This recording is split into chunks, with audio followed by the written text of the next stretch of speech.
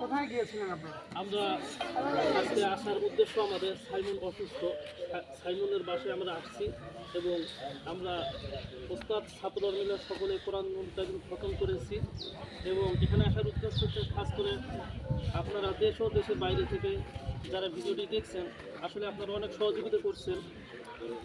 মূলত কথা হচ্ছে নিজস্ব মানুষ, আত্মীয় স্বজন, ভাই ভাইয়ের জন্য যা কিছু করে না, আপনারা দেশ এবং দেশের বাইরে থেকে যারা সাইমনের জন্য সহযোগিতার হাত বাড়িয়েছেন, আমরা সকলের জন্য আন্তরিকতার সঙ্গে সকলের জন্য দোয়া কামনা করছি, সুস্থ কামনা করছি, দীর্ঘায়ু কামনা করছি।